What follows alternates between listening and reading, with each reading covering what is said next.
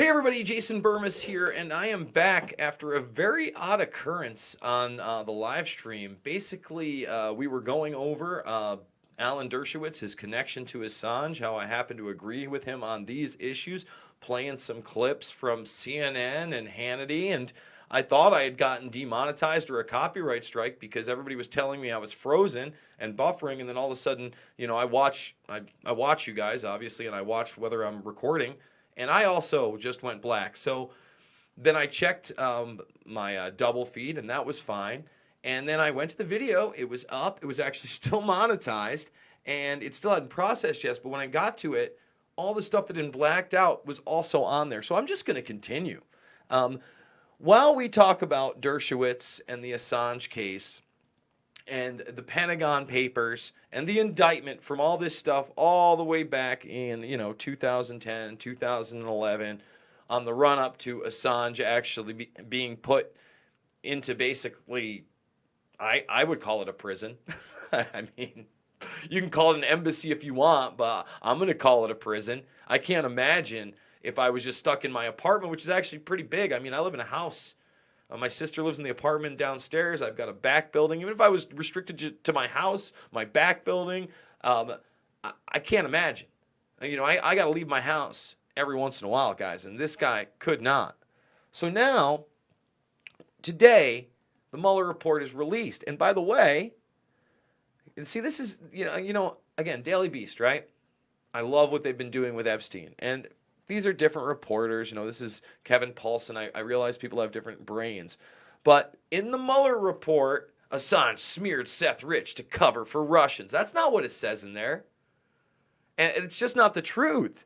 And I'm very upset, when Assange talks about conspiracy theories and all these other things, I want to make it extremely clear that I don't just listen to the media. I immediately downloaded this document and I read what it said about Seth Rich, and we're going to read it because I'm pretty disgusted with it. And then the footnotes that are there, because there really aren't any footnotes. Nothing of any significance. I mean, that's the truth. So let's do it. Remember, this is it. Seth Rich comes up one time in this subsection of D all the way down to here, and then we're right into the GRU operation. Now remember, I talked in the last video about the documents that WikiLeaks and Manning had put out there, that Seymour Hersh was one of the only people that was man enough to talk about what was going on in Abu Ghraib and all the disgusting things that were happening there, right? Well, Seymour Hersh, on secretly recorded phone calls, said Seth was the leaker, all right? But they have to squash that without any evidence. Now, I want you to see this right here. You see, this is 179. That's the footnote, 177. So that's what they used as evidence. So you could look at that. This right here, 179. 180 would be for the first, any evidence that Seth Rich is not the leaker. Well, they don't give any evidence for that. They just basically show you the tweet where Assange and WikiLeaks kind of insinuate it. So I'm going to read it. As reports attributing the DNC and DCCC hacks to Russian government emerged, WikiLeaks and Assange made several public statements, apparently, see, there's no investigation here, to obscure the source of the materials that WikiLeaks was releasing. Remember, Kim.com says that he's an intermediary. The file transfer evidence described above and other information uncovered during the investigation credit WikiLeaks claims about the source of material that it posted. Beginning in the summer of 2016, Assange and WikiLeaks made a number of statements about Seth Rich, a former DNC staff member who was killed in July 2016. The statements about Rich implied falsely that he had been the source of the stolen DNC emails. Okay, where's the footnote? Where's the disproof? Again, we're talking about a Dropbox situation on a thumb drive that was encrypted and the password shared with people after money was transferred. You understand? That's what Hersh says. But there's no footnotes here to tell me that, wait a minute, this isn't real. On August 9, 2016, the @WikiLeaks Twitter account posted, announced WikiLeaks has decided to issue a U.S. $20K reward for information leading to the conviction for the murder of DNC staffer Seth Rich, 180. So again, all they're doing there is showing you that tweet. I know that tweet exists. You should know that tweet exists. Likewise, on August 25th, 2016, Assange was asked in an interview, "Why are you so interested in the Seth Rich's killer?" and responded, "We are very interested in anything that might be a threat to alleged WikiLeaks sources." The interviewer responded to Assange's statement by commenting, "I know you don't want to reveal your source, but it certainly sounds like you're suggesting a man who leaked information to WikiLeaks was then murdered." Assange replied, "If there's someone who's potentially connected to our publication and that person has been murdered in suspicious circumstances, it doesn't necessarily mean the two are connected, but it is a very serious matter. The type of allegation is very serious as it's taken seriously by us." Okay? Now remember, the U.S. intelligence community that was sure that Russia had colluded and interfered with our election with Trump, they were sure of it, that U.S. intelligence community, well, they're going to tell us that the U.S. intelligence community publicly announced its assessment that Russia was behind the hacking operation. No evidence. Assange continued to deny that the Clinton materials released by the WikiLeaks had come from Russian hacking. According to media reports, Assange told U.S. congressmen that the DNSAC was an inside job and purported that he has physical proof that the Russians did not give materials to Assange. So again, they're just citing articles here. They're citing things we know, by the way. These aren't investigative techniques. See, right here? That's where it's coming from. An article. So when I see this by the Daily Beast, I can't stand it. And, you know, WikiLeaks is right. There's a lot of redactions in here. There's ongoing matters. All these ongoing matters. Okay, I would assume a lot of that has to do with the WikiLeaks current indictment and possibly, the IG report and the Nunes investigation that may or may not get some people like Strzok and Page to turn over on bigger fish. I don't know. I do know that, Dershowitz has been Team Trump. He does seem to be on the legal team in some form or another since 2011. I may not love the guy. I certainly don't trust him when it comes to the Epstein case, as we've discussed previously, but I think he's doing the right thing. And, we talked about Assange being quoted about 9/11. Well, I want to show you this 2017 question about 9/11.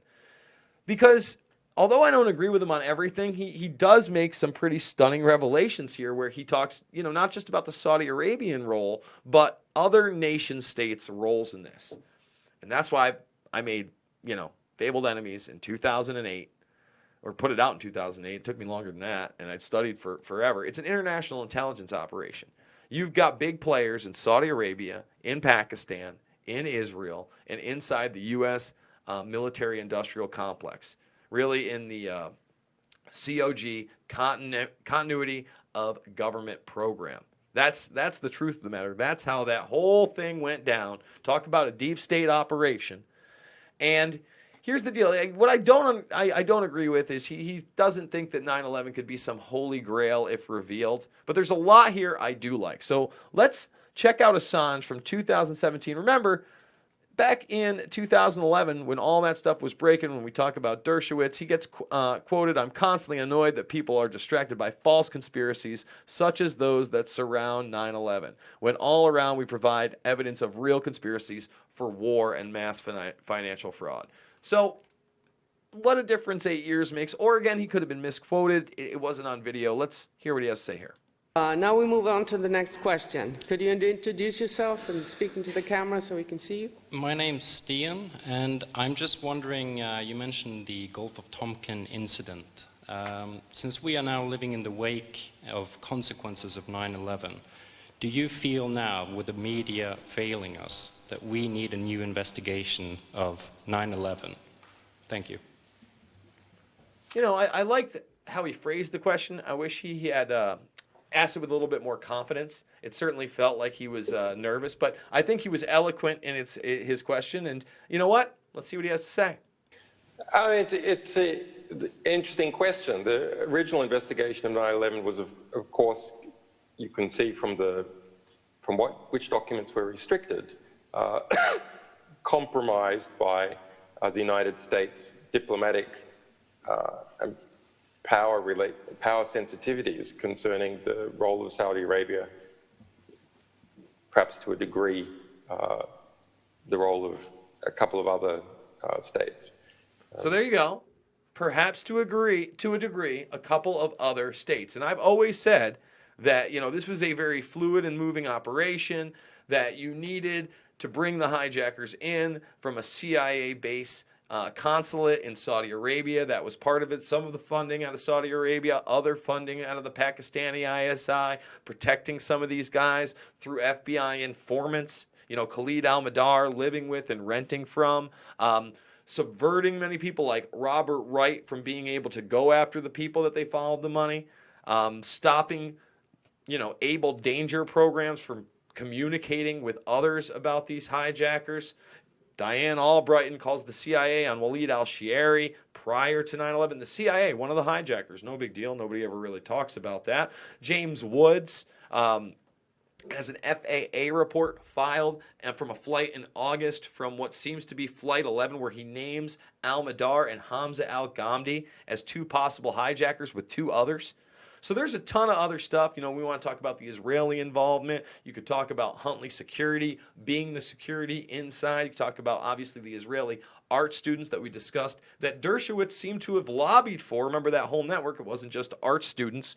We go into it in depth in Fabled Enemies that got to fly back to Israel without charges after being detained for some time. I've got Ari Fleischer, who was the press secretary at the time, talking about it, and Colin Powell talking about it in that film. So it is nice to see that Assange is talking about nation states to a degree involved in 9/11 outside of just Saudi Arabia. But I don't think, obviously all these things should be investigated. It's quite interesting to see after 50 years, new JFK documents coming out. There's not so much interest there directly concerning the murder, but the geopolitical environment, the attempts by the United States to assassinate other people, for example. Well, let's stop. See, there's another place I would really agree and disagree with the guy. I think that the JFK document dump, obviously not what we were told we were going to get the first time, and then the second time, we did get a big dump. And I think that we have now found the name that we really need. We need to find what's called the Warren C. DeBruy Memorandum, or the DeBruy Memorandum. And that name is very important. I've done some videos both on We Are Change and Pulse Change about that. I'm going to do an extensive video here. But that guy did the initial 800-plus page investigation into the JFK assassination right after. He was in Dallas the day of the attacks. He actually followed Oswald from New Orleans to Dallas. He was FBI, he was military intelligence, and he's cited in a very controversial document. So we're going to be doing a full video on this channel on that in the near future. So again, I agree with him that it's interesting that we're seeing these JFK documents 50 years later, and still not all of them. We should be getting all of them, obviously. But I think it goes well beyond the other nation states and the assassinations of leaders in those nation states by our rogue, I wouldn't even call them rogue elements, our intelligence community that we're supposed to trust. It's quite revealing. On the 9/11 issue generally. See, right here, he does get uncomfortable. Assange knows that it's crooked. Look at him. He's, I'm like, man, how do I answer this? I don't want to go. I know it happened a long time ago. I don't want to go too far. Yeah, I don't think it is particularly important in the sense that every day or every few weeks, WikiLeaks and some other publishers publish proof of very serious existing conspiracies that are happening right now or just a couple of years ago in order to start wars or steal billions of dollars. These things, I think, can have more of a change. Now, it's hard in a way to disagree with that at this point, because 9/11 is now into history. And I talked very openly back in the day, if we couldn't do something by the 5th and especially the 10th anniversary, it may be lost to history. And believe me, I do think that a lot of this documentation that comes out now can be more effective. When you saw the Snowden leaks, for instance, all of a sudden people woke up to this track trace database society I've been talking about and the NSA, but they still haven't really gotten to the extent of what's going on with social media and other platforms. And forget about just social media, your phone just being on, and ACR, automated content recognition software that's everywhere, and it's constantly on, and it's not what you think. So in a sense, I do understand what he's talking about in leaked cables, in the now, what can we stop? But historically, I do think 9/11 is super important. Certain view in relation to 9/11 that it's some kind of holy grail that would shake the existing order of things. I don't think it would, even if it came out that there were some rogue agents involved. And that's how it would be positioned, no matter who it was. Do you see that? That's how it would be positioned no matter who it was. So now he kind of talks at the very end that, well, no matter what really comes out, and if they could name names and they were quote-unquote rogue agents, it almost wouldn't matter, that because that's how they would frame it. That's how they would position it. And listen, if he knows about media positioning, this guy does know about it. So guys, now that we've done, I guess, 2 videos, even though it was supposed to be 1, we had that really weird cutoff on this. I want to remind you to please, if you are not subscribed, please subscribe, ring that bell. I need those subscriptions. I need those thumbs up and likes. Check out my stuff over on We Are Change and Pulse Change. Remember, all your super chats absolutely help. Those are the ones I absolutely read. I do try to get through a lot of the comments and whatever in the chats, because, you know, I wouldn't have even done this video on Dershowitz and WikiLeaks had I not been tipped off by you guys. So we're almost at 15K. When we do 15K, we're going to do a live a live AMA style broadcast where we might even take some phone calls. On top of that, I'm very happy to announce on Monday, if you're watching this, we're going to be doing a live AMA style broadcast with John Fitch, who's fighting for the Bellator 170 championship, coming up not this weekend, but next weekend. Extremely pumped for that, and so much more. And guys, the struggle is real. You guys don't think the struggle is real right now? I guess that the previous video is on, even though we had that weird glitch, but every time I talk about, Epstein, there's my 2 latest Epstein videos, demonetized. I can talk about MK Ultra apparently right here. This one gets it, but my last 3 NXIVM videos, bam, demonetized. Talking about that, demonetized. Look at all that yellow, demonetized. Red, Paramount Pictures comes after me for some silent clips of Forrest Gump, trying to explain why the second movie would have been awful and dropping truth bombs. Can't do that either. It's not just the money, guys. Once they're demonetized, they have much less of a reach to you guys. So, again, please support this channel every way you can. Follow me on Twitter if you'd like to see the latest news and everything I'm pumping out there. But most importantly, guys, get out there and be the change you guys want to see in the world. Because without you, I mean, how are we going to fight this thing? How are we going to get justice? There's so many gray areas. I mean, Dershowitz seems to be as gray as it gets, huh? I mean, look at this guy. He's a pretty gray guy. I don't know what to say. Urgh.